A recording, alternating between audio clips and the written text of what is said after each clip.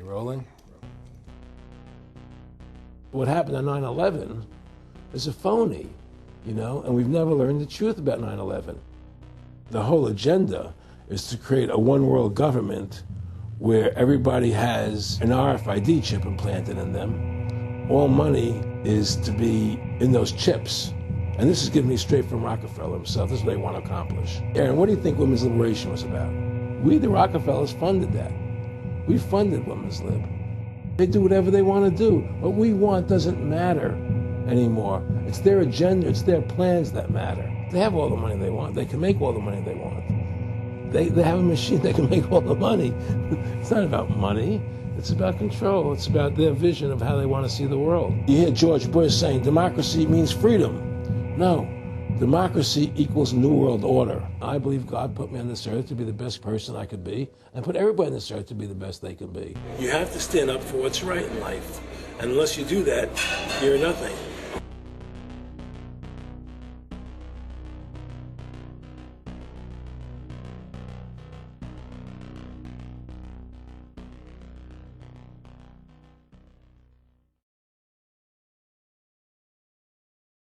Award-winning filmmaker turned freedom fighter, Aaron Russo was an amazing individual.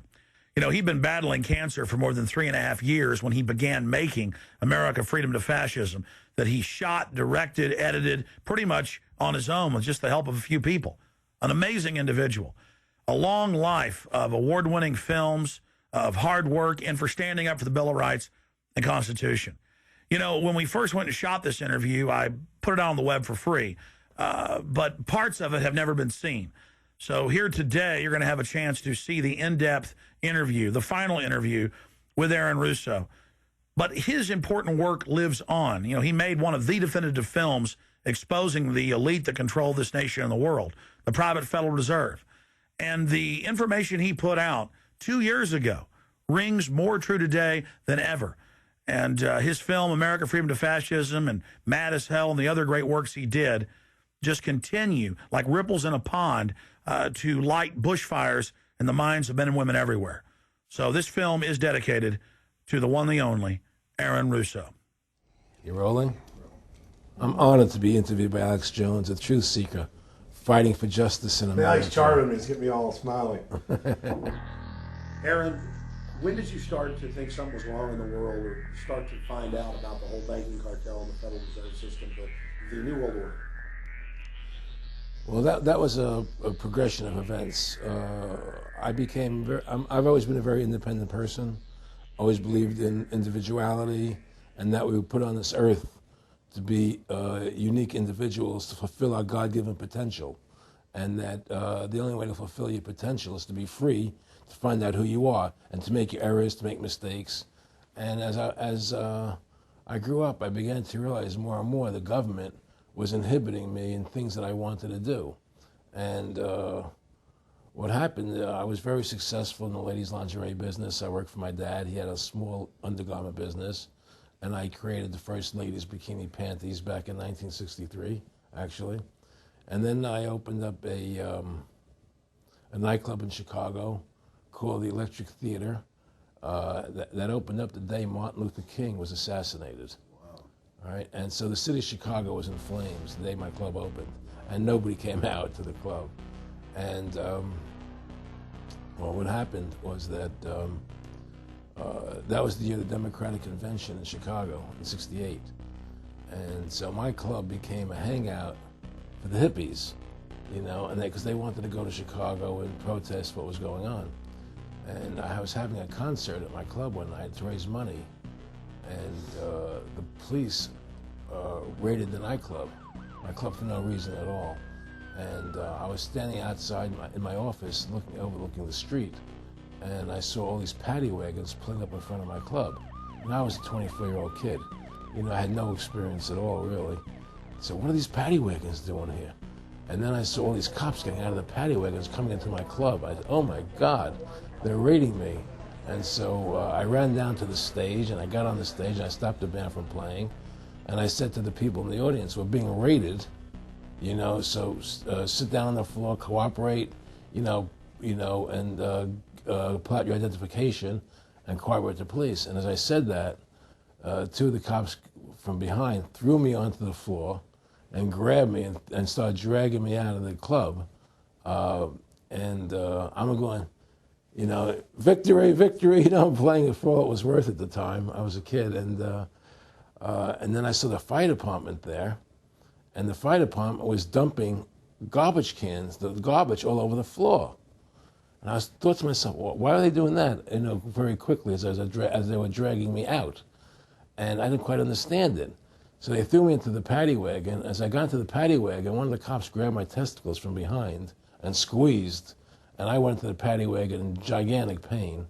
And the next person that came into the paddy wagon, the cop, as he was stepping in, the cops took the billy club, smashed him on the head with it, and just split his skull, you know, for no reason. I mean, there was nothing wrong. So that was kind of your wake-up. That was my awakening. It's like, what is going on?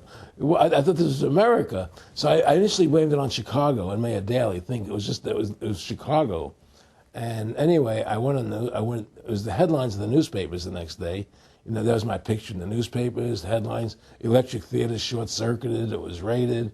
And in the article, they went ahead and they said that the reason they raided the club was because the fire department came there and saw it was messy, full of garbage, and the hippies started attacking them, which was totally not true. Those dirty hippies? It was totally false. You know, it was a complete fabrication. So they ran a false flag on you. They framed you. Yeah, of course.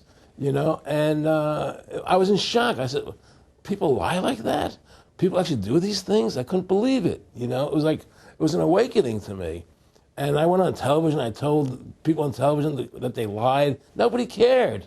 Nobody cared what the truth was. You know, it was shocking to me. And then a week or 2 weeks later, I forget exactly what it was, two cops come to see me, a lieutenant and a sergeant, a captain and a sergeant.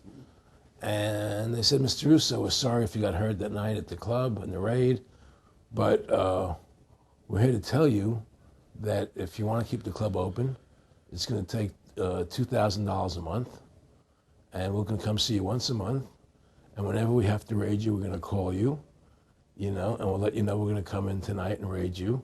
This was mafia. Well, the police mafia, Yeah. You know.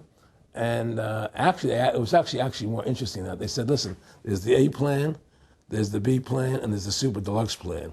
And this one, of course, each one will cost you that much money a month.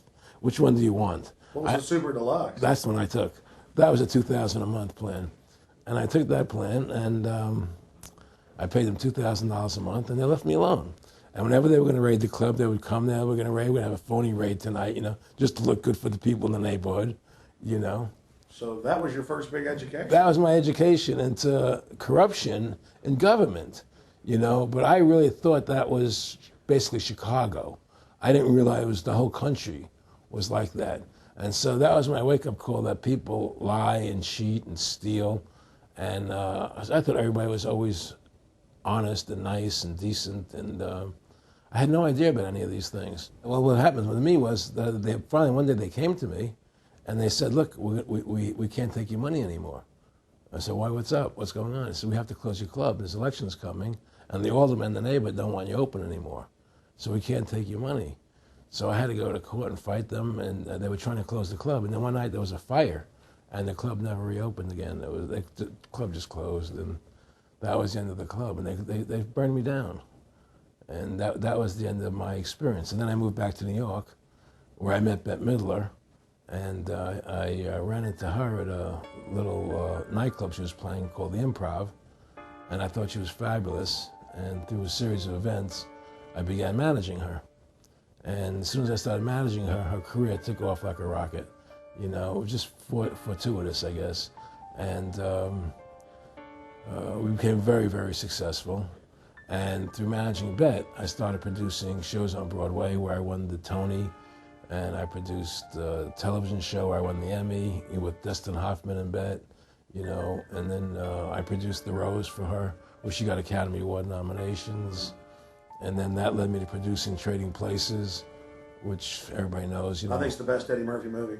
Well, it's a good one. I don't know if it's the best, but it's a really good one. And I'm very proud I made that movie.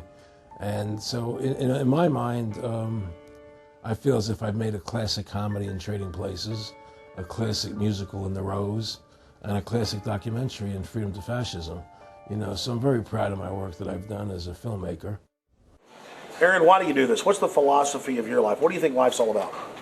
I think the importance of life is to like yourself. If you don't like yourself, nothing means anything. To like yourself means you have to respect yourself. To respect yourself means you have to take actions that you respect if somebody else did them. And what's the point of living if you don't like who you are? You can have all the money in the world, and if you look in the mirror and you don't like what you see there, what's the point of it? So to me, the most important thing is that I like who I am, and that I take actions that I would respect if somebody else did them. That you live a life of character, honesty, truthfulness, and I believe that a person has the ability to mold their character like a sculptor can mold a piece of clay. You know, there's no saying their leopard never changes in spots. I don't believe that. I believe people have the total ability to mold their character into what they choose to be in their life, what their ideals are. And that's what I try to do with my life. I am not the same person today as I was 30 years ago. I've changed a lot because I wanted to be something better than what I was before. And my philosophy is that you have to like yourself, you have to be a decent person with character and integrity and honor. And that's what's important. Back in the late 80s, I was a pretty big silver trader and gold trader. And I don't think I've ever told this story on tape before. I was a pretty big silver and gold trader. And I always paid my taxes. And I took what was a legal tax deduction on my silver trades. And a few years later, I think it was 88 or 89 or something, the IRS claimed that what I did, and other people did as well, was now illegal. We couldn't do it anymore. But they made it retroactive. I said, what do you mean retroactive? It was legal then. I did what was legal. I said, yeah, but now we're making it illegal retroactively. And that's not good. So you owe us $600,000 or $800,000. For what? It was legal. How could you make something retroactive? Change the law backwards in time. It makes no sense. Well, we're doing it. And so everybody said they can't do that. So we went to court, a class action lawsuit. And the judge agreed with the IRS and said they could do it retroactively. And that's when I knew that there was something wrong in America with the IRS and the system here. You know, Aaron, you were telling me this story last night, and before you even finished saying, in the late 80s, the tax law, I said retroactive. And I knew that because they literally ruined my dad, but he paid. He didn't know. He still thought this was America. And it was legal tax law, what you're supposed to do. They said retroactively you owe, and with not just retroactive, but they said you also have penalties and interest. That's right. So how do you have penalties and interest on something when they retroactively change the law? Well, first of all, they can't retroactively. How can you do anything retroactively? Penalties and interest are a farce. The whole thing, because they do whatever they want to do. And that's when I realized America is not America. It's not the land that I was taught it was. Because they can do whatever they wish to do. And there's nothing the citizen can do about it. Now, you've made America Freedom to Fascism. I want to walk through that film, and I want to encourage everybody out there to get a copy of it on DVD. It was also in theaters around the country, and I think the best film out there on the Federal Reserve and the IRS and the whole banker scam, and I want to discuss that with you here. But I wanted to go back a little bit to the point that we discussed last night, where you don't advise people to not pay. And I do the same thing. People say, well, wait, you're saying it's a scam, but you're saying go ahead and pay it. And I like the way you summed it up. Well, it's really fairly simple. I mean, since making that movie, you know, many people come to me and ask me whether they should pay their income taxes or not, you know, and I never advise people not to pay. And the reason I tell them, I said, look, I've done a lot of research. The Supreme Court has ruled that the IRS has no authority. The 16th Amendment did not give the IRS the authority to tax your labor and your wages. That's a fact. All right, the Supreme Court is the law of the land, you know, and the IRS does not trump the Supreme Court. However, that being the case, the fact is, if the mafia would come to you and say, we want $2,000 a month or we're going to hurt you, I would not advise you not to pay them, because you may get hurt by not paying them. Whether it's legal or not doesn't necessarily matter. You're going to get hurt if you don't. It's the same thing with the IRS. They can hurt you. They can put you in jail. They can torture you. So if you don't pay them, you may get hurt. So I never advise people not to pay. You know, I tell people, yeah, pay your taxes. Look what happened to Congressman Hansen. Yeah, Congressman Hansen's a great example. Pay your taxes. But you know what? Shut down the Federal Reserve System, and eventually you won't have to pay those taxes anymore. See, the IRS is a symptom of the problem. The real problem is the banking industry and the bankers in this country. That's where the real problem lies. That's the root of our problem. That's why we've lost America, okay? So, yeah, pay your taxes, because if you don't pay them, you might get hurt. And I've heard all the arguments, you know, what tax protesters say and so on and so forth. And I don't call them tax protesters. I call them the tax honesty movement, because they're being honest, you know, at least. But the fact of the matter is, you're being forced, you're being compelled to pay it, because you're facing jail sentences, you're facing time, you're facing corruption of the courts if you don't pay, right? And so you pay it, because you just like you pay the mafia. But with the mafia, at least you have the government to call and try and help you to get past the mafia, to protect you. Here you have nobody to protect you. The American people are living in a matrix. They don't understand the truth of how things are working in this country, you know? And let me give you an example of what I'm talking about. The very fact is that if you ask 100 people on the street, what kind of government is America supposed to be? 99% of them will tell you a democracy. America is supposed to be a democracy. But that's a lie. That's an illusion. The word democracy is not written into the Constitution at one time. It's not in the Bill of Rights. It's not in the Declaration of Independence. The Founding Fathers hated the idea of a democracy. They thought it was the worst form of government there is. And I agree with them. Because in a democracy, 51% of the people control 49% of the people. If you're part of the 49%, you're not free. America was founded as a constitutional republic. And in that constitutional republic that we have, 99% of the people can't take away the rights of 1%. You have your rights because you were born with them. You have God-given human rights that nobody can take away from you. The government, the majority, no matter who they are, I can't take away your rights. And that's what our founding fathers gave us.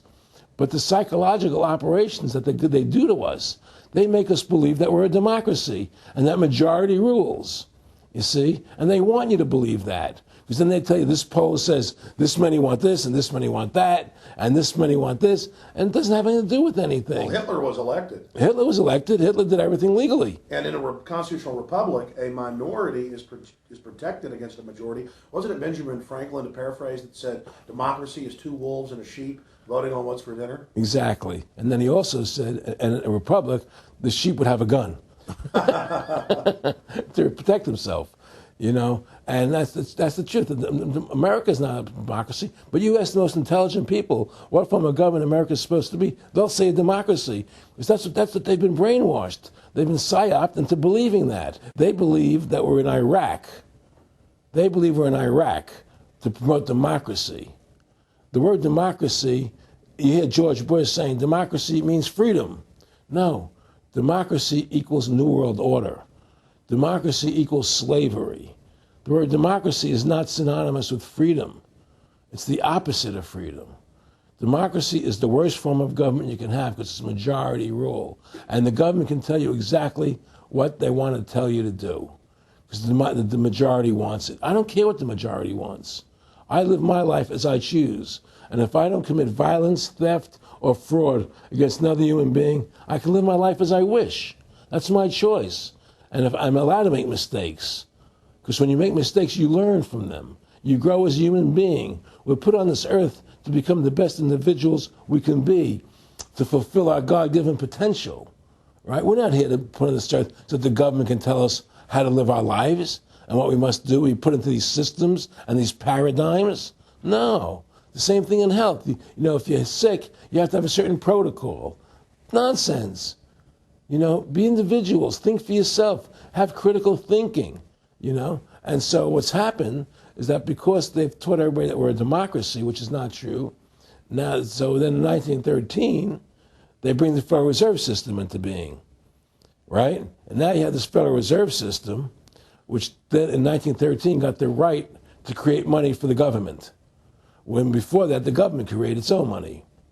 Now the government, when it needed money, had to borrow it from this private bank called the Federal Reserve, which is a private bank owned by individuals, incorporated in Delaware. And so what happens is now the government borrows money from them to fund the government. Then the government says, well, we have to pay these people interest. How are we going to pay them interest? Let's impose a tax on the labor of the American people, which never existed before, to pay the interest to the bankers. In fact, in 1980, Ronald Reagan said not one red cent of your income tax money goes to run the country. It all goes to the Federal Reserve. Well, it was the Grace Commission report that said that not one nickel goes to the infrastructure of the country. I guess Reagan quoted that. Then. Right. And so, but the point I'm trying to make is that by creating this Federal Reserve System, the government now became dependent on these private banks for money. And they started taxing us, you see. And so now what happens is that in 35, I believe it was, Social Security started. And they gave Social Security cards, said not to be used for identification, the Social Security number right on the card, right? And through Social Security, they started deducting money out of your paycheck. That was the first time they were ever could take money out of your paycheck, because people agreed to it because they thought it was going to their retirement fund. And so then when they instituted the income tax again, they started taking money out of your paycheck because Social Security could do it. And then they could do it again.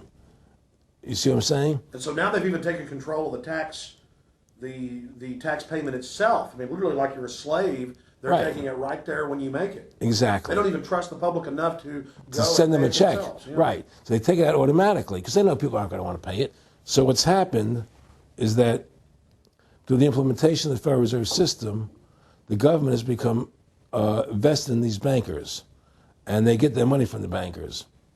And so then they impose a tax on us, which makes us more slaves, makes it more difficult for us to survive, right?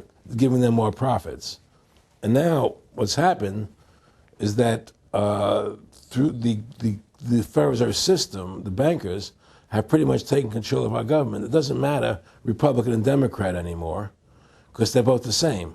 Neither one of them are talking about shutting down the Federal Reserve System or stopping the payment of taxes, or any of the big issues that face Americans, right? So I had a friend, Nick Rockefeller, okay, who was one of the Rockefeller family, and he, when I was running for governor in Nevada, he came to me, introduced himself to me through an attorney, and we became friends. We started talking about things, and I learned an awful lot from Mr. Rockefeller. And one of the things that we used to talk about was the ultimate plan of the banking industry, what they wanted to accomplish. And the goals of the banking industry, not just the Federal Reserve System, but the private banks in Germany and England, all over Italy, all over the world, they all work together. They're all central banks, and they're all part of the Communist Manifesto. Central banking is one of the major planks of the Communist Manifesto. We talk about America being a capitalistic country, but yet at the same time we have a central bank that plans everything for us, right? And the graduated income tax is another plank of the Communist Manifesto, right? So right there you have two major planks of the Communist Manifesto that have been brought in because of the Federal Reserve System, okay? So the ultimate goal that these people have in mind is the goal to create a one-world government run by the banking industry, run by the bankers, and they're doing it in sections. The European currency, the euro, and the European Constitution is one part of it. Now they're trying to do it in America with the North American Union, right? And they want to create a new currency called the Amero, right?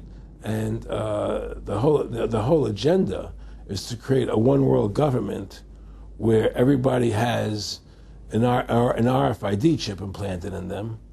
All money is to be in those chips, right? There'll be no more cash.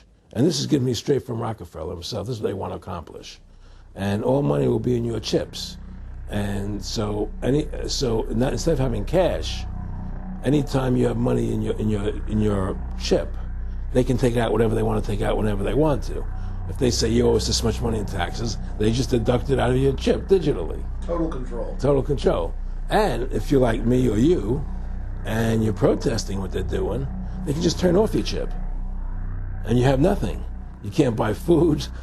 You can't do anything. It's total control of the people. And that chip's connected to a database that has your purchasing records, what you do, what Everything. you sell. Everything is in there, you know? And so they want a one world government controlled by them, everybody being chipped, all your money in those chips, and they control the chips, and they control people. And you become a slave. You become a serf to these people. That's their goal. That's their intentions. More than a decade ago, I began getting secret government documents, and we published them, where the feds were training the local police and the military that gun owners, conservatives, people that made frequent references to the U.S. Constitution were terrorists. That's a quote. But in 2009, it broke into the national media when we received the secret MIAC report from a state police officer, and that was in the state of Missouri, but the feds had written it, demonizing Ron Paul, people that wanted to end the Federal Reserve, people that wanted liberty and freedom.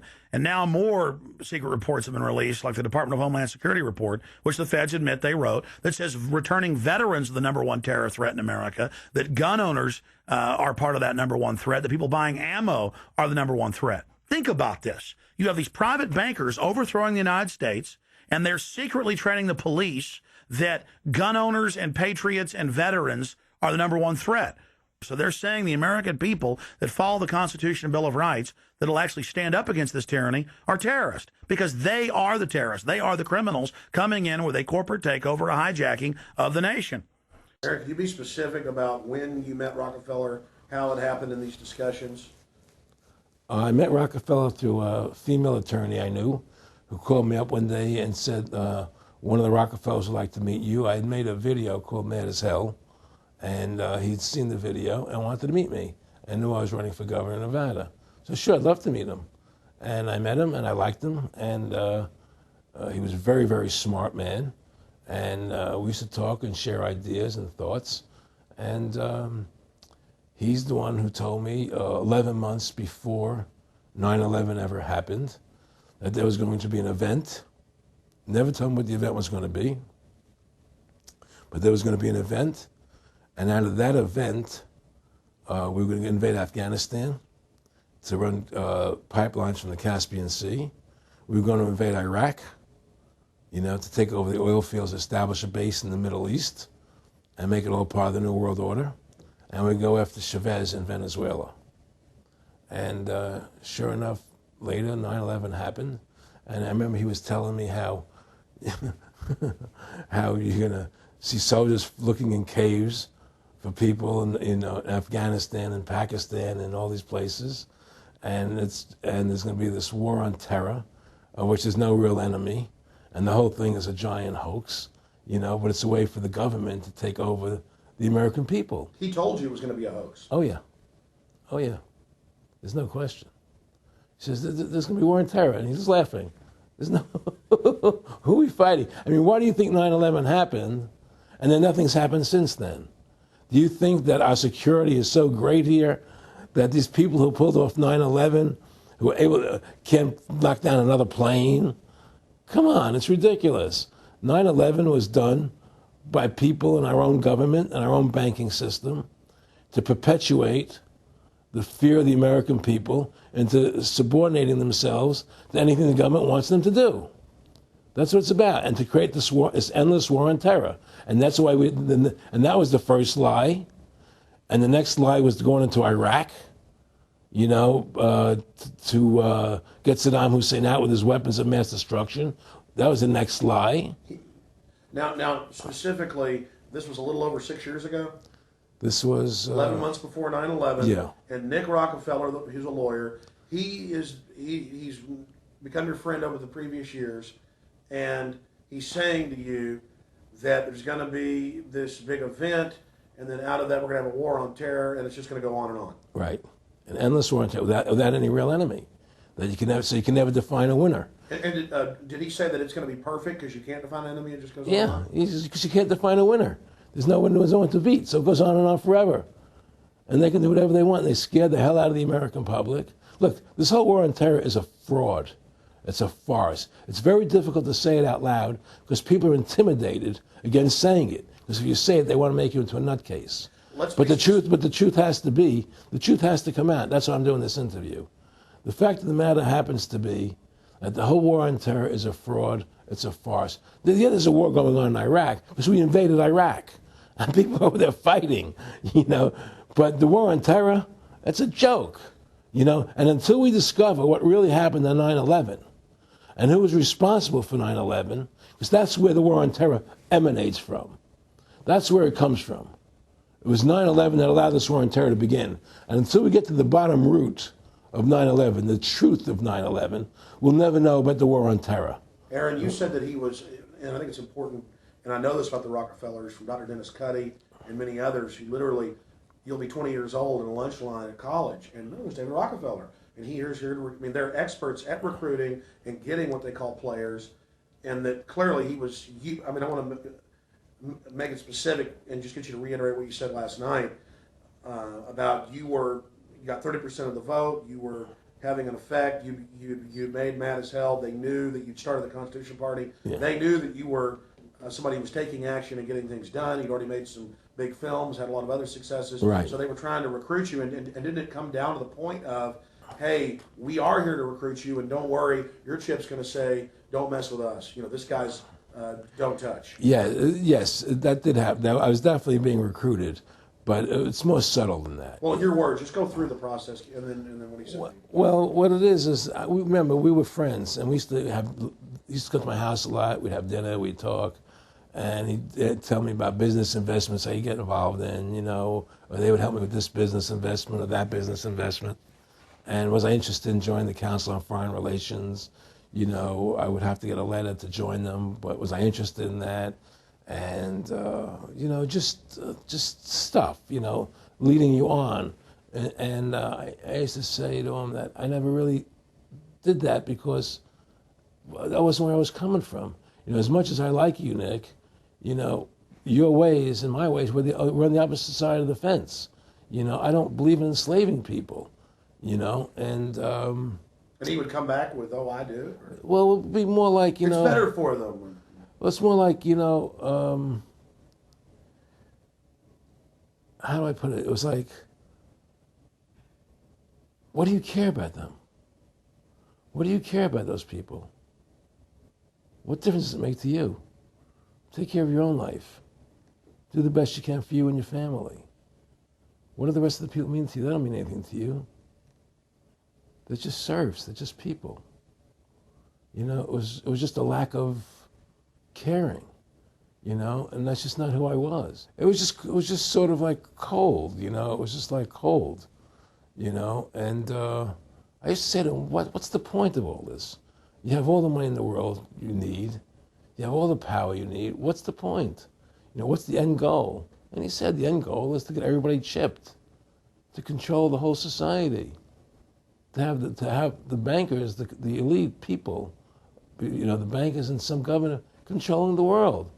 And I said, do all the people in the Council on Foreign Relations believe this way you do? He said, no. You know, most of them believe they're doing the right thing. A lot of them believe it's better off being socialistic. You know, we have to convince people that socialism is really capitalism. Because America's becoming a socialist country. It's a communist country today. And here we are years later after Aaron Russo points out that this is not a capitalist or free market country, but is really socialist. In fact, here's the cover of Newsweek. We are all socialists now. But this isn't the socialism the public thinks it is, where the government robs from the rich to give to the poor. Actually, it's always the big banks, the elites throughout history that fund socialism. They want to use the middle class's money to basically domesticate the working class and expand the size of government so it can basically, in the end game, eradicate the middle class and have a giant submass of uneducated slaves who have no chance of ever rebelling against the tyranny, and a tiny elite in control of it all. And that is the very nature of this New World Order system. They are using big government to strangle competition, to take control of the people, to break up the family, to basically set up a global plantation or neo-feudalist state. Well, one of the things they told me was that he was at the house one night, and we were talking, and he started laughing. He said, Aaron, what do you think women's liberation was about?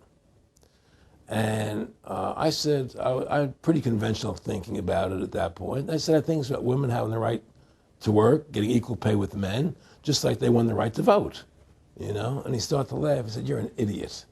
And I said, why am I an idiot? He said, let me tell you what that was about. We, the Rockefellers, funded that. We funded Women's Lib, you know? And we're the ones who got all over the newspapers and television, the Rockefeller Foundation. He says, and you want to know why? He says, there were two primary reasons. And they were, one reason was we couldn't tax half the population before Women's Lib. And the second reason was, now we get the kids in school at an early age. We can indoctrinate the kids how to think. It breaks up the family. The kids start looking at the state as the family, as the school, as the officials, as their family, not as the parents teaching them. And so those are the two primary reasons for Women's Lib, which I thought up to that point was a noble thing. You know, when I saw their intentions behind it, where they were coming from when they created it, the thought of it, I saw the evil behind what I thought was a noble venture. Aaron, did you know that Gloria Steinem, in one of her own books, now admits the CIA funded Miss Magazine? No, I had no idea about that. No, I never heard that. Yeah, we're going to... The CIA funded Miss Magazine? Funded Miss Magazine with the stated goal of taxing women and breaking up the family. No kidding. I never heard that. Well, Nick told me. I mean, I know it, but not because I know the CIA was involved in it. Well, Gloria Steinem was proud of it. Oh, the CIA wanted to help me help women. No kidding. So they funded it, yeah. And of course, it's divide and conquer. Right, and of course. What they do is they focus in, obviously, on real problems. Women were getting shafted in many ways, but the elite wasn't planning to help them. They were planning to really shaft them and take men away from them. Look at what they did with black families. You only had about 10% illegitimacy 50 years ago in black communities, and now it's over 90%. And look at welfare. We're going to give you some money, but you can't have a man in the house. Right. And so that was further to degrade the family. Totally destroyed. And now illegitimacy is over 50% in the general population. Right. Well, see, the whole thing is these people control the money, so they make all the rules.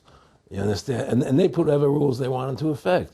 And the truth is, America has really become a socialist, communistic country. And everybody says it's a capitalistic country. It's not a capitalistic country. You know, how could it be capitalistic when you have a central bank? That's the first. It can't be. You know, It's a planned economy. It's a planned economy. It's a phony. If they want to create prosperity, they just print dollars. They just make dollars or put digits into the economy, and now you have prosperity. You don't have real prosperity. You don't have real manufacturing. You just have money being injected in. It's an infusion of credit, which only makes the government go into more debt. Into more debt. The Federal Reserve is poison to our country. Of course it is. It's poison. Whoever makes the money makes the rules. Rothschild said that, and they make the money. Why are we allowing these private bankers to make the money for our country? It makes no sense. Why are we paying interest to these banks to make money for us when the government can do it itself without paying interest and without all that debt? There's no answer to that question, and it's the question no politician will raise. Everybody talks about America's debt, how much debt we're in. We're in debt because we have to borrow money. But we don't have to borrow money. They designed it so we go into debt. Exactly. We can create the money and back it by gold so they can't create too much of it. So you don't have the inflation. And do what the founding fathers gave us. But instead, the bankers make the money, they control the government, they buy the politicians, they tell us who gets into office. You have computer voting, that's a fraud. They do whatever they want to do to us. They do whatever they want to do to us. And it has to stop. My friendship with Nick Rockefeller was one where we expressed ideas to each other and thoughts and philosophies, and he wanted me to become part of what they were doing, and for me to become a member of the CFR, and offered various business opportunities for me to get involved in, and for me to not take up the fight or the battle that I've been taking up in the past, you know, to drop that idea, because what was the point of my fighting for the people? I was a guy who was very successful in the movie business, and I saw the truth of what was happening. I tried to express it to the people, And rather than having me express it to the people, they wanted me to join their side because I was a mover and a shaker. And rather than me opposing them, to join them. It was real simple. And he tried to recruit me into that situation, and I didn't go for it. Did he get angry when you didn't go for it? No, no. And, it's like, I remember one time he said to me, you join us, so you have an ID card, Aaron, you have a chip, and your chip will say KMA on it. And I said, what does KMA mean? He said, it means kiss my ass. And anybody stops you, a cop or whatever, and you show them your card or your chip, and they'll know to leave you alone because you're one of us. One of the central pillars of tyranny is that the establishment is exempt from the laws that they pass for the rest of us. We saw it in Rome. We saw it with Hitler. We saw Richard Nixon saying, look, I'm the president. If I break the law, it's not illegal. We saw George Bush and Dick Cheney say that. We see Barack Obama continuing that, saying, I'm not going to give detainees real trials. I'm going to give them secret kangaroo military commissions trials, and we're going to hold them in secret camps, and I've got executive privilege. It's the same thing over and over again. And one example of hundreds that are out there was a story back in April of 2008 out of the Orange County Register. And this backs up exactly what Aaron's talking about with Mr. Rockefeller saying, I got a chip in my hand, kiss my ass. Here's just one example of hundreds. Special license plates shield officials from traffic tickets. And it goes on to say that 996,000 plus vehicles in California are exempt from no insurance, reckless driving, speeding, running through toll booths, running red lights, on and on and on. And who is it? It's state employees. It's federal employees that can go and get exempt. It's police. It's government bureaucrats above the very laws they try to enforce on us. This is tyranny.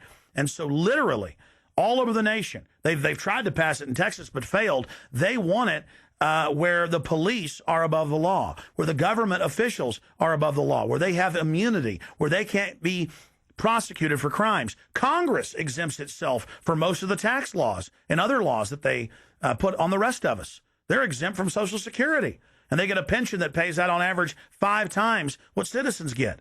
Again, it's already happening. So the chip in the hand and saying they're above the law under the guise of national security, that's what the 1947 National Security Act and now this whole Homeland Security system is all about. Why are you fighting for the people for? What is that about? The people just, they have to be ruled. They have to be, the Constitution, what you're standing for is only for a few people. It's only a few individuals that can live that way, and we believe that it's best for society to be ruled by an elite people who control everything. And I said, I don't believe that. I believe God put me on this earth to be the best person I could be, and put everybody on this earth to be the best they can be, not to be a slave and a sheep to you and these people. And I don't understand why you want to control everything. What is the need for that? And I asked them, do all the people in the Council of Foreign Relations feel the same way you feel? He said, no, a lot of them think they're doing the right thing. They think that socialism is the best way to go. They think that, that they're doing the right thing. But the people at the top, they all know the truth of what's happening. And that's what it is. So it's compartmentalized within the elite structure as well. Of course it is. Of course it is. I mean, all the people that are in the CFR, was that 2,000-3,000 people? I forget what, like Dan Rather. They don't know what's going on. They join the CFR because it's prestigious. They think it's good for business. It's good for this. They don't know what's really happening. The evil that comes out of it, that's emanating out of it. And to me, the biggest evil is what's happening right now, because what happened on 9/11 is a phony, and we've never learned the truth about 9/11. That's the question I wanted to follow up on. He tells you 11 months before there's going to be an event, all this is going to happen. What did you think on the morning of 9/11? Where were you, and did you think about Nick Rockefeller and what he had told you when you saw those towers fall? No, I was actually in Tahiti when 9/11 happened, and I got a call from my son. And my son said, the Twin Towers, they were just attacked, and they were falling down or something. So what are you talking? I was in Tahiti, I was asleep. And he says, yeah, they were hit by a plane, da-da-da-da. And so where I lived, where I was in Tahiti, there was no television, so I had to run the other side of the island to a hotel where they had, and it was all on television, you know, and that's when I first saw the stuff on TV about it. And I didn't immediately equate it to Nick, you know, but when I realized that we were going to go into Afghanistan, Iraq, and as that developed, I realized what it was. How could there be a war on terror and actually say that we're having a war against terrorism and leave the borders wide open? If you were the President of the United States, or I were the President of the United States, and 9/11 really happened the way they want us to believe it happened, the first thing you would do is shut down the borders so people couldn't get in the country to harm you. But they left the borders wide open because the bankers want the borders open because they want a one-world government. They want a North American Union. They don't want borders here. The 9/11 was only a manifestation. It was done to create a fear in the American public, right? So that we will obey what they want us to do. And take Richard Reed, the shoe bomber. Here's a guy who was 6'6", ugly as could be. I heard he smelled. Okay, he sits in coach on a plane, lighting matches to put his shoe on fire, surrounded by people. It's idiotic. If you were going to blow up a plane, you go into the bathroom, you close the door, and you put your shoe on fire. You're not going to sit there surrounded by people lighting matches on a no-smoking flight. They want you to believe this nonsense. It's ridiculous. 7/7's come out now, and the majority of the British people think it's an inside job, and all the evidence points towards it being an inside job. Yeah, I mean what happened in England, London? Yes. All this is nonsense. It's just keep people in fear. It's this endless war on terrorism that doesn't really exist, so people will submit to whatever the government wants them to submit to. Searches, check your shoes, have ID cards, put chips in you, you know, where you become servants to the elite. That's what this is all about, you know? Restore America's republic to what it's supposed to be, get the bankers out of our government, get the bankers out of our government. Government should stop borrowing money from the banks. Government should make its own money, restore the republic, individual freedoms. That's what this country's about. And until we do that, we're gonna be slaves. I mean, to me, I see people like Bill O'Reilly on television, right? And I see how much they control the media. Like there was this girl on Bill O'Reilly the other night from an organization saying the world can't wait. And this girl was spot on. Everything she was saying was the truth. And all Bill O'Reilly could do was call her a lunatic. He couldn't challenge the facts. They just call people names.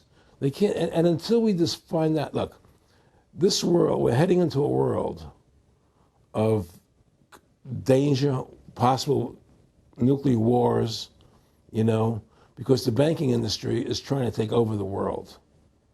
9/11 is the beginning of the war on terror. That war on terror is leading us into Iraq, which is the next lie. So you had the lie of 9/11, how that happened. Nobody knows how Building 7 came down.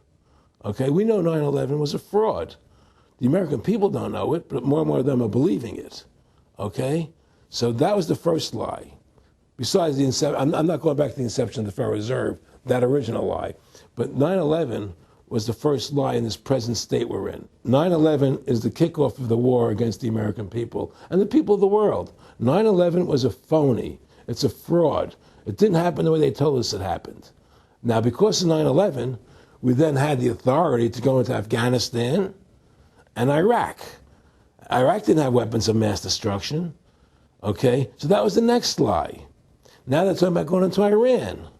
Now, how would you feel if you were Iran and you had this big, powerful country, America, go into your next door neighbor, take over their oil fields, right? Wouldn't you be worried that what they were going to do to you? Of course you're going to be worried. But the people of America don't think about it from Iran's point of view. They think about it from our point of view. So now we're going to send more troops into Iraq and keep building up because they want Iraq and the Middle East to become part of the New World Order. And Iraq was using, Saddam wanted to start using euros instead of dollars, right? He was messing up their whole consumption. Iran wants to start using euros instead of dollars. They have. Okay? So I'm saying what they're trying to do is preserve their power. And one lie leads to the next lie, leads to the next lie. And until you get to the root cause of 9/11, which is supposedly the war on terror, we'll never solve our problems here. Should we send more troops into Iraq? Should we not send more troops into Iraq? Well, the truth is The fact is that it all goes back to this war on terror. Where did 9/11 come from? That's the root cause of everything. And until we have a full investigation, find out why Building 7 fell down, why they shipped all the steel out of America so quickly, from the buildings, why all the things that don't make any sense about 9/11, until we find out why it really happened, we'll never understand why there's a war on terror. And we'll never be able to prove that the war on terror is a phony. Nick and I discussed many things. One of the things we discussed, or he brought up in conversation, was reducing world population, and felt that there were too many people in the world.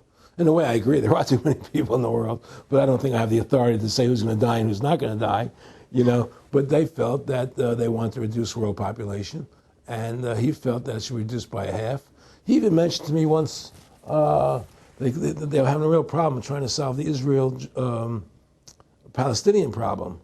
And he talked to me once about they were playing with the idea of bringing Israel to Arizona, and taking all the people from Israel and giving everybody $1 million and setting up Israel in the state of Arizona. Unbelievable. To end that problem, because that's a problem that they're not in charge of, in a sense. They're not controlling that problem. They're very arrogant. They can do whatever they want to do. We've given these people the authority to create money out of thin air, and through that device, they control everything. And if you want to win the battle to stop that, you have to deny them the ability to create money. It's only because they can make money that they have all this power. They literally have the money machines. They have the money machines. They can print it. They can do whatever they want to do. They own everything. Aaron, we take over pretty quick. If we were the guys that issued the money, everybody had to come give us real assets for the use of this money we just printed up. People. I tell people, why in the world does the American government borrow money from the banks when they have the ability to create it themselves without borrowing it and paying interest on it? Why? And nobody can answer that question. Not one politician ever raises that. Why does the American government borrow money when they can create it without paying interest? Well, we did create it up until 1913. And so people say, well, because if the American government does it, it'll create inflation. That's the answer. I say, well, let's look at it. The American government has the Federal Reserve do it, which creates the same inflation as if they did it. But also with the inflation, now you're getting massive debt. So with the Federal Reserve, you have inflation and debt. Now, if the American government made the money, backed by gold, which limited the amount they could make, you wouldn't have debt and you wouldn't have inflation. But inflation was only about 50% from the 1780s, I've looked it up, until the late 1800s. And then we have the central banks already trying to cause some panics, which they then used to push the Federal Reserve. And if we look at inflation since 1913 into 2007, it's exponential. In fact, a dollar is worth about 2 pennies what it was worth in 1913. Federal Reserve Chairman, former Federal Reserve Chairman Alan Greenspan, doubled the money supply from 2000 to 2006. And then Edward Bernanke, the new Fed chief, came in and said he's going to double it again in the next 2 years. And then he said, now I'm going to make the money supply numbers secret. And so now we don't even know. Right. But the evidence is they are just, in the curve of inflation, it gradually grows. And then suddenly at a point, it goes straight up. And it seems it's parabolic, yeah. Yeah, parabolic. But the thing is that the only thing I disagree with you on from early 1800 to 1913, there was no inflation other than during the Civil War. When Lincoln was well, I'm talking about how much a dollar was worth. And I know it never changed. There was no inflation. In that whole 100 years, there was no inflation. People knew what the money was worth. They could retire. They knew what it would cost them to live their lives out. There was no problem. It was only since 1913 when the Fed came in that we created massive inflation and massive debt. So then what you said earlier, then there really wasn't inflation. There was no inflation. So you don't get inflation when the government issues the money, at least in the U.S. history. Well, not if it's backed by gold. Well, exactly. But I'm talking about, and I did look this up, and I believe that if you look after the country was set up, and some of the things happened with Andrew Jackson and the rest of it, there were points where it spiked and there were manipulations. There were points, mostly during the Civil War. Yeah. And that's because Lincoln printed so much money. Exactly. That's right. But once that ended, but basically there was no inflation other than that during that short period of time. I mean, a loaf of bread was a loaf. Of course, the same thing. People could plan their lives. Today, they planned inflation. Now you have two parents working. They can't afford to pay for their family anymore. The kids are going to state-run schools now. The kids are being indoctrinated how to think. They're being given Ritalin. They're being given all these drugs. The whole country's being dumbed down. It's all because of the Federal Reserve System. And the Federal Reserve System and these bankers are responsible for the demise of America. And if we ever want to win this battle, you must shut down the Federal Reserve System. And we must shut down these bankers and restore sound money to this country. Will you talk a little bit about some of the families that own the private Federal Reserve, the stock in it? And I mean, obviously, you say you're not a big expert on Bilderberg Group, but you talk about how it's the same system worldwide. It is the same families. They meet and kind of set the policy each year, and then it goes to the Royal Institute of International Affairs in England, it goes to the CFR in the U.S., and then these are their management bodies where they wield control, really the de facto Congresses over the nation. So, I mean, I would like to get you to speak some about the families that own and run the Federal Reserve, and if you can't connect it into these other international bodies. Well, I can't speak to those families because I can only speak about, what I know for fact. Everything else is speculation, and I don't like to speculate. I know about Rockefeller because I was friends with him. We talked about it, and I can tell you firsthand. What did Rockefeller tell you about the Federal Reserve and their family owning part of it? Well, he said the New York Fed is the main controlling interest of the Federal Reserve System. They control the bulk of it. So the New York Fed is really the Federal Reserve System. Even though there's 12 different banks, it's run by the New York Fed. And the New York Fed is basically the Federal Reserve System. So who's ever running the New York Fed is where, and the families that control it, control the New York Fed. And they're the main engine behind the Federal Reserve System. And that's a wing of the Bank of England. Well, the Bank of England and the Federal Reserve are partners, and the Bank of England is a private bank, and so is the Bundesbank in Germany, and the Bank of all the banks of the G8 countries are all private banks. They're private central banks. And look, what happened in Europe? Didn't Europe vote down the European Constitution? Yes. They're still doing it. Didn't they vote down the euro? They're still doing it. They don't care what the people vote. They do whatever they want to do. What we want doesn't matter anymore. It's their agenda, it's their plans that matter. Isn't that prima facie evidence of a tyranny? Well, there's no question we're in tyranny. There's no question we're living in a world where the American citizen is no longer a free individual human being to do the things that they wish to do. We're slaves, and it's getting worse. What do we got to do to bring these people down? In my opinion, you must shut down the Federal Reserve System. And I think that there has to be an uprising.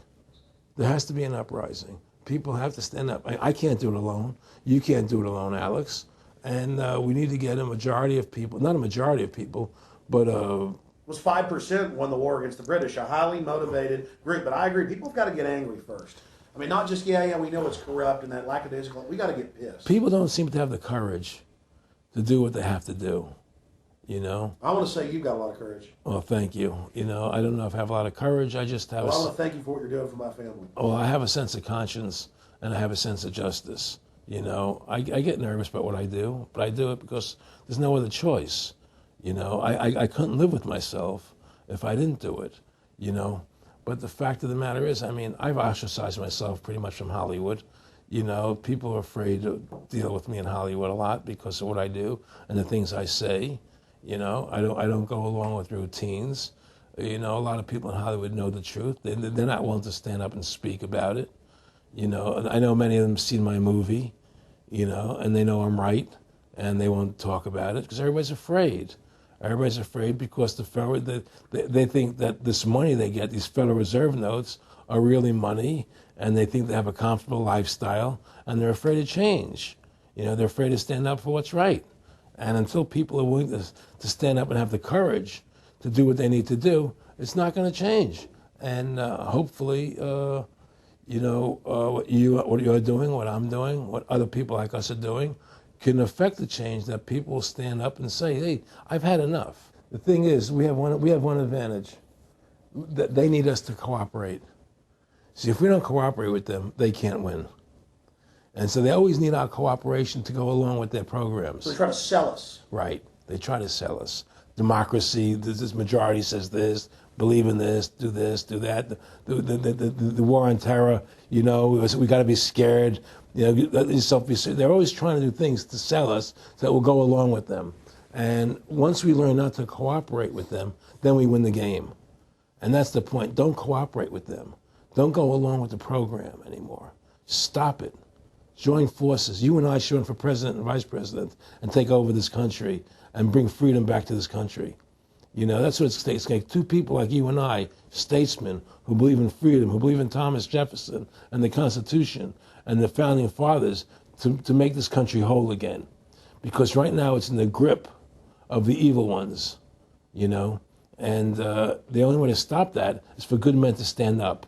Was Edmund Burke said, evil can only thrive when good men do nothing? Yes. Right? We got to do something. That's what it is, you know. Silence is golden, but when it comes to your freedom, it's yellow.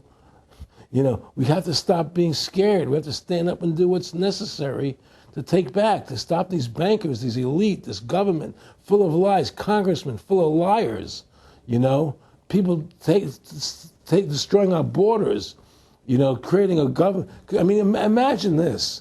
Here you are in America, and they're combining America, Canada, and Mexico into one country, the North American Union, and the American people don't know anything about it. It's not even in the press.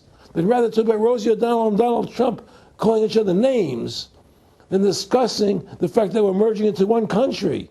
The press doesn't even report it. Or that Paris Hilton doesn't wear underwear. Yeah, Britney Spears. But I mean, who cares? I mean, the fact of the matter happens to be that tells you how controlled the media is. Here you are combining America, Canada, and Mexico into one country, and you don't see it in the press. Unless maybe it's Lou Dobbs. You don't see it in the press.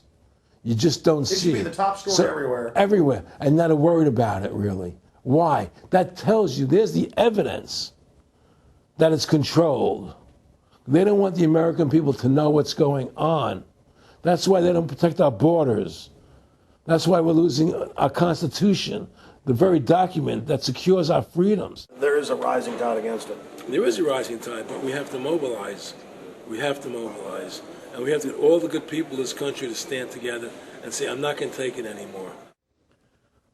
Well, I think if you analyze the situation, and if you realize that since the Federal Reserve has come into being in 1913, illegally, without a constitutional amendment, by bribing a few senators during Christmas vacation, they turned over the most important power that the American government has, the creation and issuance of money, to a private bank.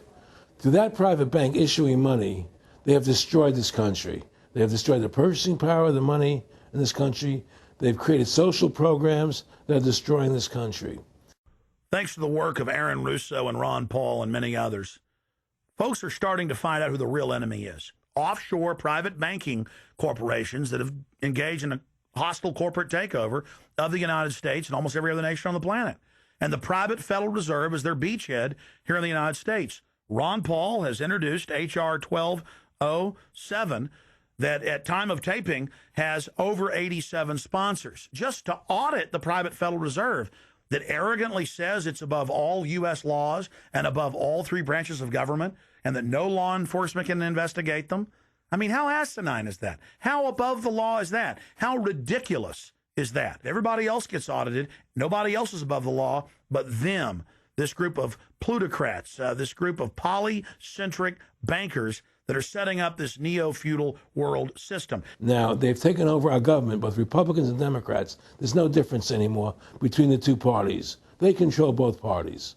It doesn't matter to them which one wins, because who's ever running for president will be someone they anoint, okay? Whether it's Hillary Clinton or John McCain running for president next year, they're going to be people that are going to do what they want them to do. And the fact of the matter happens to be that you can't win an election unless you have enough money to win. They make sure who gets the money. The most important point is they control both parties. And the public continues to only focus in on the distraction of the left puppet and the right puppet instead of looking at the puppet masters. In fact, more and more of this is coming out. Top Senate Democrats, bankers own the U.S. Congress. Senator Dick Durbin on Chicago radio station last week blurted out an obvious truth about Congress. This is from Salon, that despite being blindly obvious, it is rarely spoken. And, quote, the banks, hard to believe in a time when we're facing a banking crisis, that many of the banks created are still the most powerful lobby on Capitol Hill. And frankly, they own the place.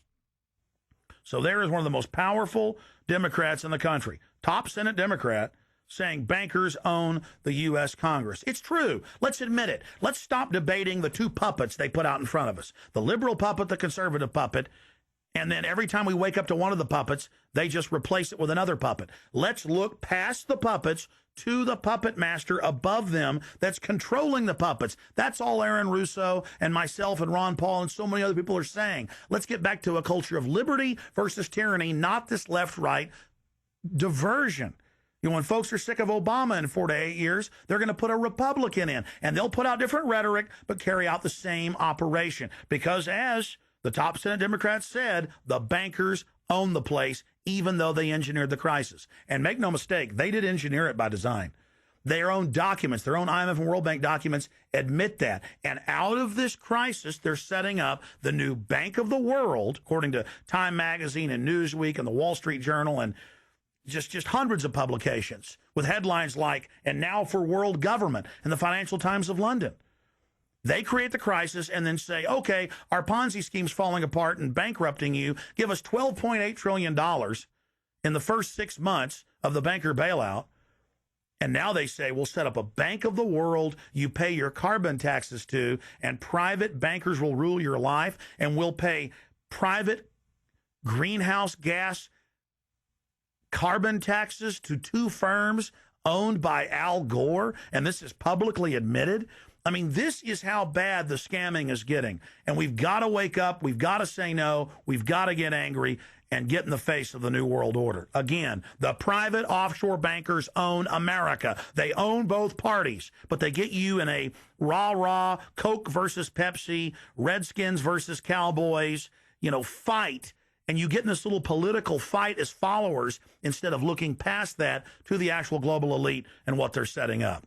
So through these bankers attempting to taking over America, knowing that America was the freest nation in the world, it was necessary for them to take over America, take away our gun rights of freedom to bear arms, and create a country where we become slaves. Because once they take over America, the rest of the world becomes a lot easier for them. And so by creating 9/11, an event to terrify the American people that were being attacked by terrorists, you create a world where there's an enemy that can never be pinpointed. You can never win the battle. It's a 100-year war. It's a never-ending war on terrorism, right? So you're always fighting this war. And through the war on terrorism, which is the 9/11, which is the first lie, then you create the war on terrorism, which is the next lie. Then you create the war in Iraq for weapons of mass destruction, which is the next lie. And it's one lie to the next lie to the next lie. Now it's going to be Iran, the next lie, sending more troops and a surge into Iraq. Think about what Aaron Russo is saying here. The war on terror is a war on the American people and the people of the world. You see, the elites always sell the public on tyranny by attacking a minority that's unliked first, or the outsider. Oh, we're just getting rid of the Bill of Rights and Constitution and having secret arrest and FEMA camps and the Military Commissions Act for foreigners. It's just for them.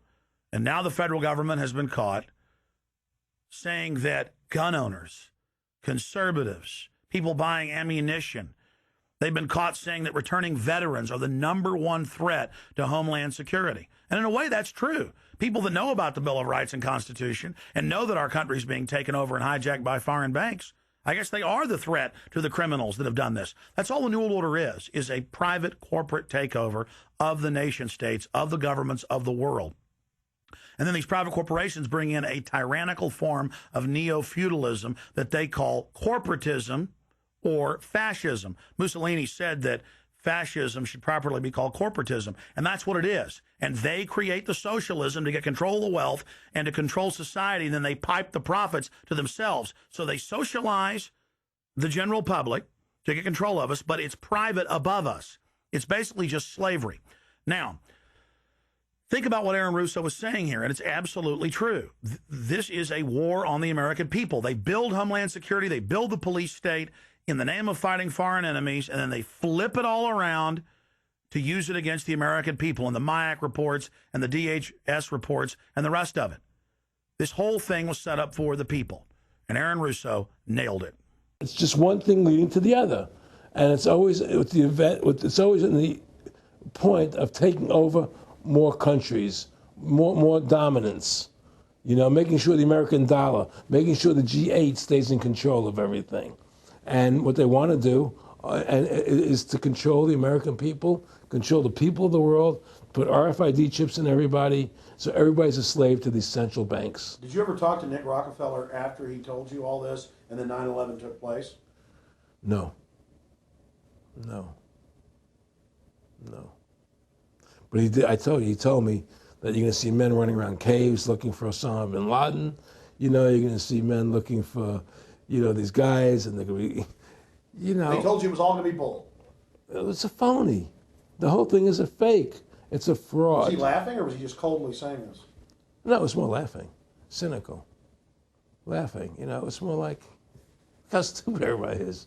Look how stupid everybody. We can do whatever we want to do. Well, it is ridiculous. It's like with al-Zakari. They claim they killed him like 14 times. And then they never said, well, we didn't kill him last time, but we killed him this time. They never even, now they're like practicing being ridiculous. Well, what about bin Laden being in the American hospital, getting kidney help? Yeah. Right? In the American hospital, right? They could, if they wanted Osama bin Laden, they could have gotten him. Oh, yeah. He was right in the American, after the Cole. Well, every time our troops really would keep catching Taliban leaders, they would be ordered by the generals to let them go. That's come out in the newspapers, but only here or there. And they kept going, and then Pat Tillman was complaining about it, and then he got shot. I talked to his brother. Oh, you did? And then he got shot, and there was a big hero charging Al-Qaeda. No Al-Qaeda, somebody shot him in the back. Look, we're dealing with complete evil.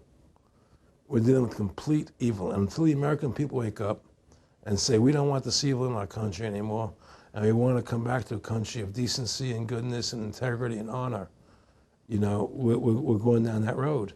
And that's what it's going to take. It's going to take people to stand up and say, we don't want to live in this kind of a world anymore. You know, I believe we should pull all our troops out of Iraq.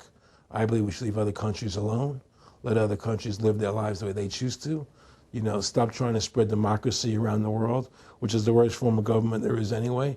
Restore our republic to what it's supposed to be, and go back to what the founding fathers gave us, and try and restore that. Restore the republic.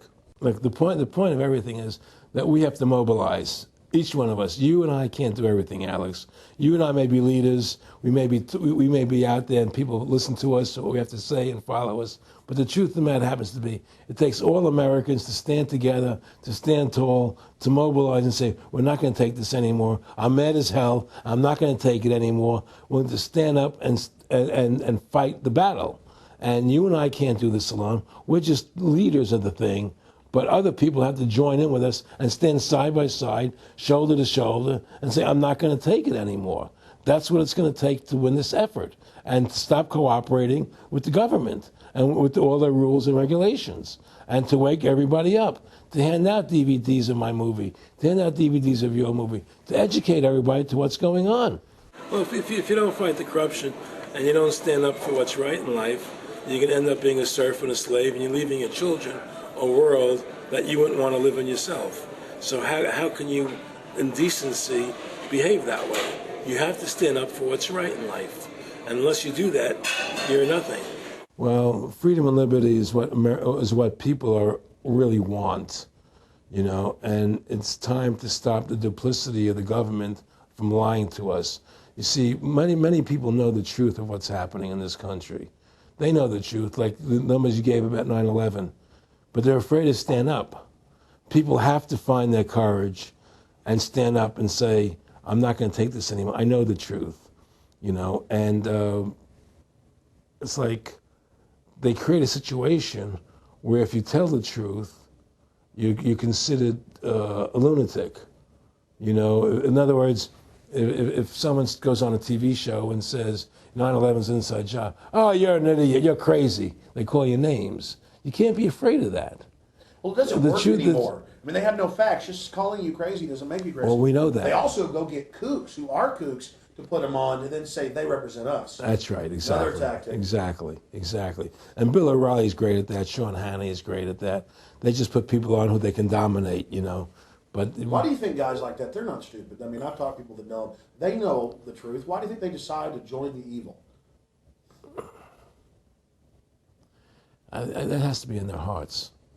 I mean, I had the opportunity to do that, and then in my heart I couldn't do it. So it has. But I mean, how could you or I consciously be involved in something like putting AIDS virus in black Africans' vaccines? I mean, what the hell? I mean, it's like, we're not good guys either. I mean, I don't think I'm like some special, perfect person. What the hell's wrong with this elite? I mean, what are they running around doing evil? I mean, they just run around continually doing evil. Well, I think a lot of them think they're doing the right thing. I think a lot of them think they're doing the right thing. Not the top elite, but people within the system, you know.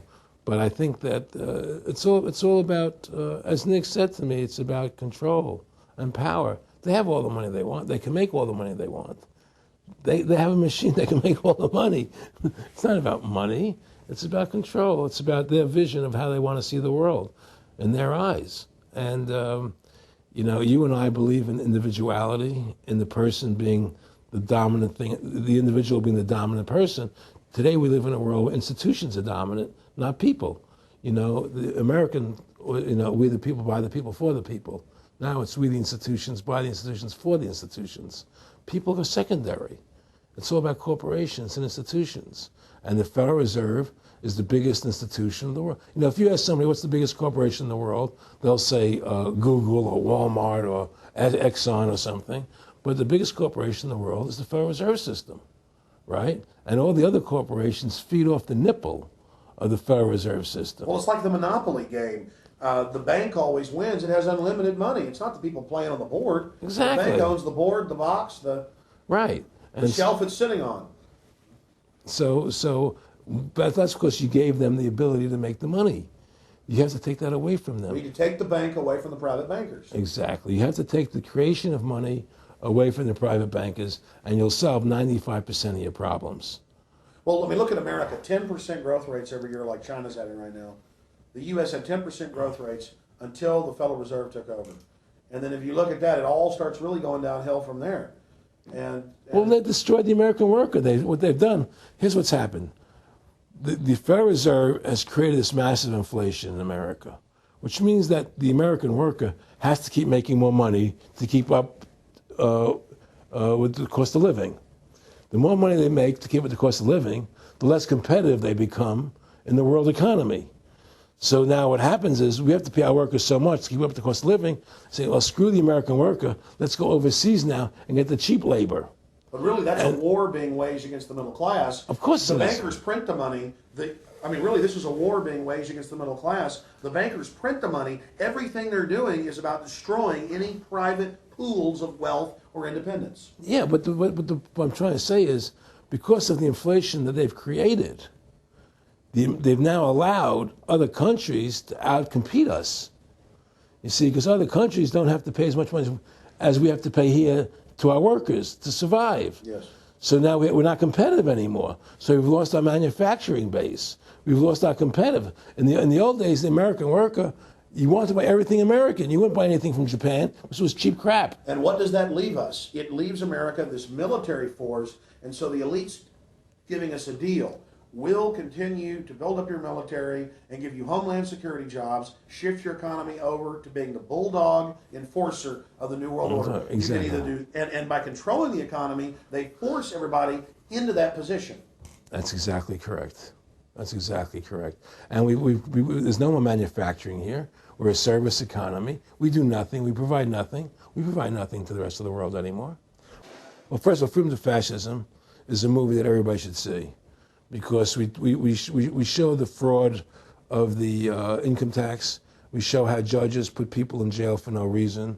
We show the corruption of the justice system, and we show how the Federal Reserve came into being and how it's controlling society, and how all the central banks of the world are working together through the Bank of International Settlements in Switzerland, which is the central bank for all the central banks, and how they all work together to create this one world government, the one world order, which is what they're trying to do. So Freedom to Fascism is a movie just to get you a good basic education about how the world is really working. And I really want everybody to see that movie, critical.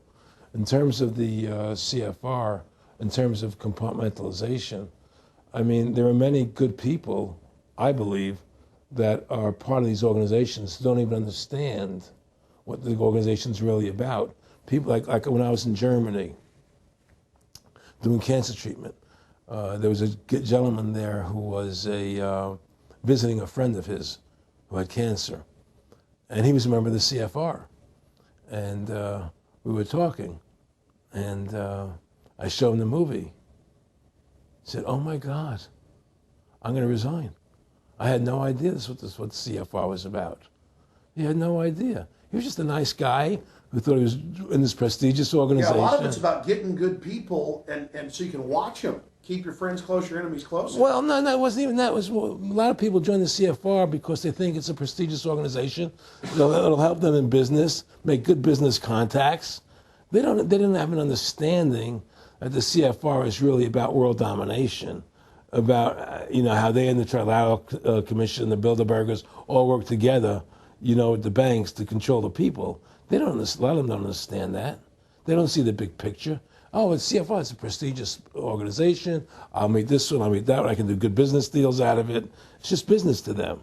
The CFR wants to get the people in there that have influence and power, and so they're part of that. So they're not opposing them, It's like the whole country today is becoming the haves and have-nots. You're getting the very, very wealthy, the middle class is being destroyed, and you're getting the poor people. Isn't this just a slick mafia that took over and uses fancy PR? Well, you can call it mafia, you call it whatever you want, but it's definitely a criminal organization. There's no question about it. But it's a criminal organization that has prestige, that appears to have what's the word I'm looking for?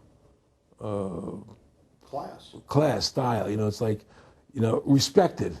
It's respected. People don't look at it as being a criminal organization. That's what a great job they've done. People look at Alan Greenspan as being a hero. The maestro.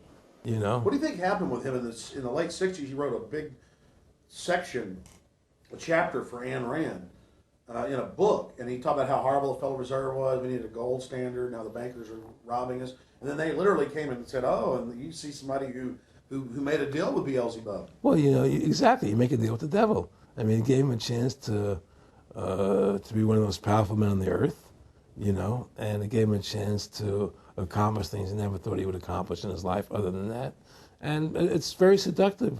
It's a very attractive perfume. I mean, I was attracted when they came to me and spoke to me about it. I thought about it. I was attracted to it, They asked me if I wanted to open up these nightclubs, open up a chain of Baywatch nightclubs, and we'll do this thing, we'll do that, and we can do this. All these things were proposed to me, business ventures.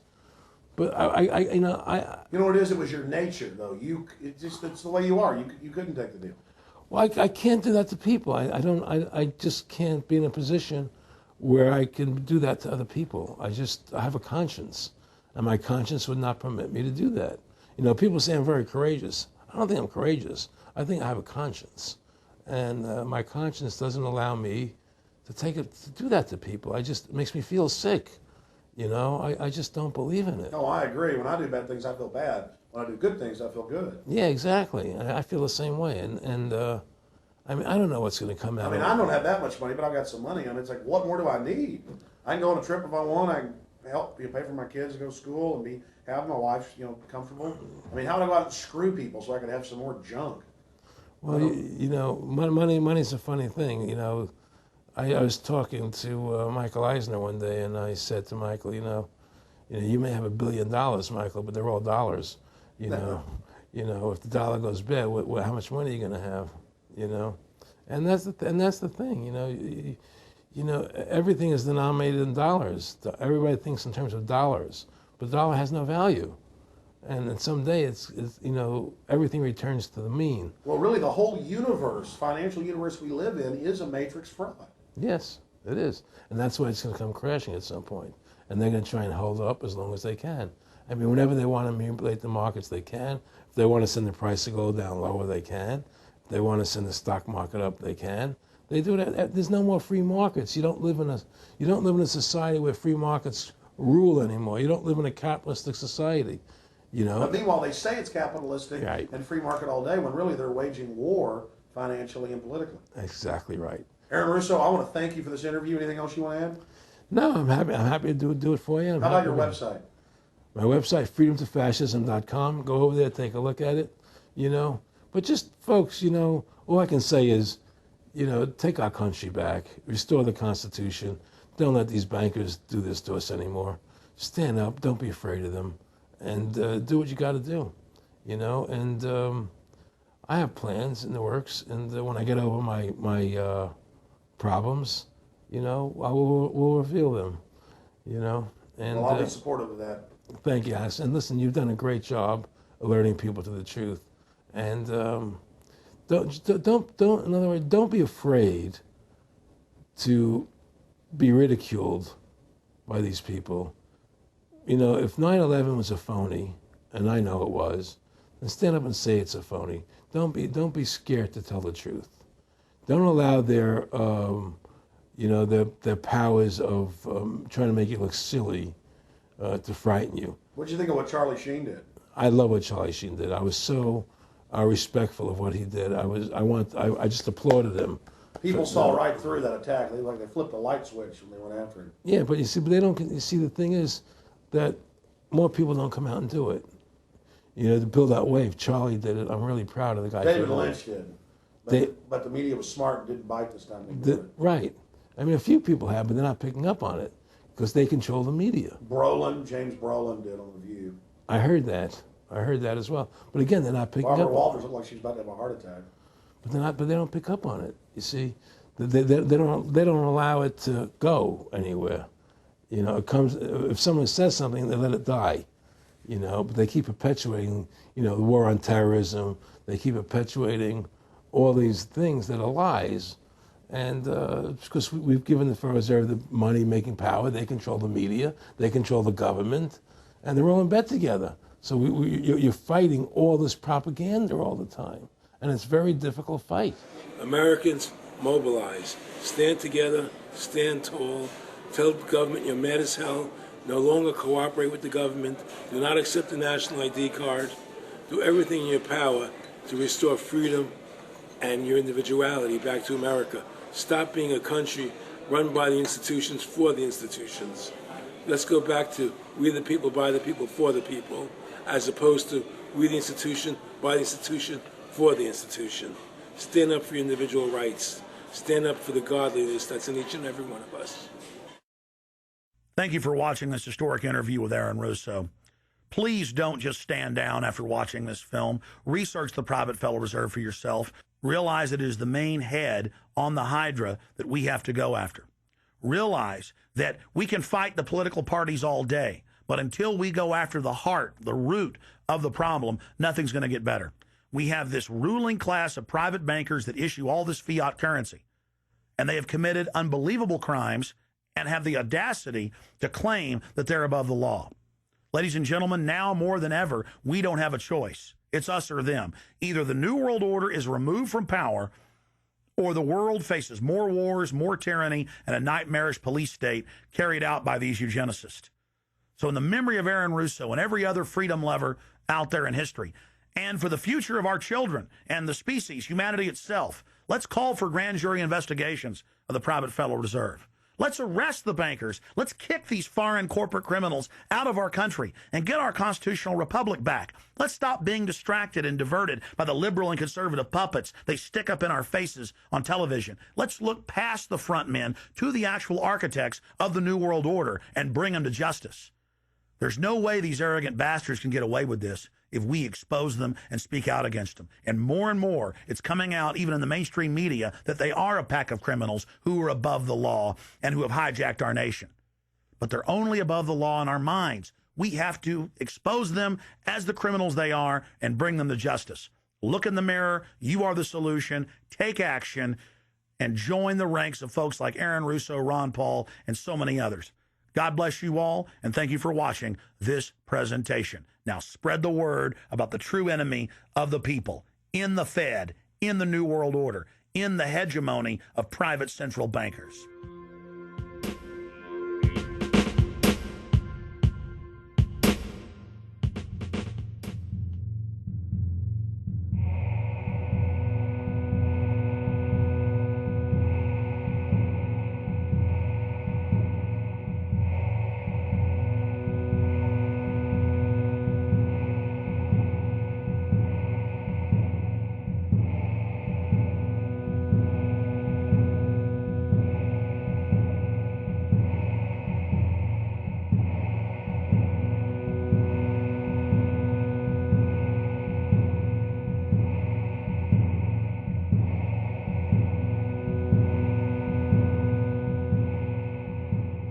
It is a big idea, a new world order. In the near future, Earth is dominated by a powerful world government. It's known as the Bilderberg Group. Could their objective be world domination? For thousands of years, their dark order grew. Now, as they hail the birth of the New World Order, their great dream of exterminating 80% of humanity is at hand.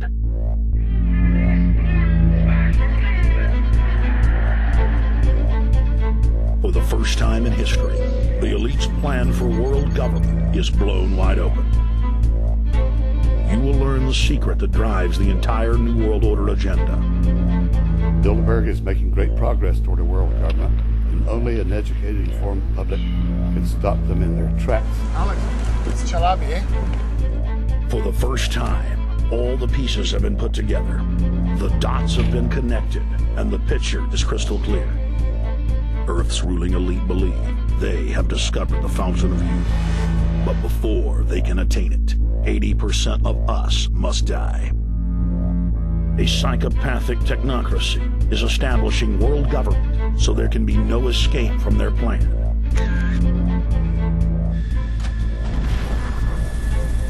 The New World Order is the old world order. I mean, it's just the names have changed, the appearances have changed. Most people have no idea. They're not after money. They have all the money they need. They're after power. That's their aphrodisiac. I was pulled out of the plane in Munich. They interrogated me 4 hours. Some shots were fired. I need you to move off the property. Their great dream of exterminating 80% of humanity is at hand. Endgame. Blueprint for global enslavement. You have been warned.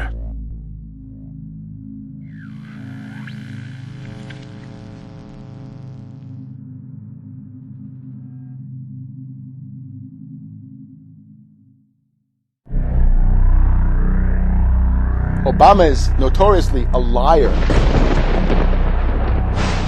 We need to go to where the real architecture of government is, and it's not in a president.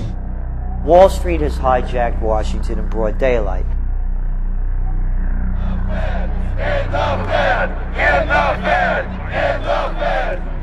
Well, Obama's already fudging. He's fudged since day one in this election. The elite are using Obama to pacify the public so they can usher in the North American Union by stealth, launch a new Cold War, and continue the occupation of Iraq and Afghanistan. The globalists are outside all the nations. That gives them safety, and they play countries off against each other. We've got to give them a stake in creating the kind of world order that I think all of us would like to see. Partnership and cooperation among nations is not a choice. It is the only way. What they're doing is using the existence of the United States to act out their Wall Street fantasies of world domination and maintaining their capital structures and maintaining their system of looting.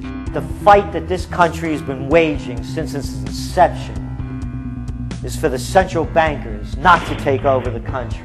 President Barack Obama is only the tool of a larger agenda. Senator Obama had a desire to do some meetings.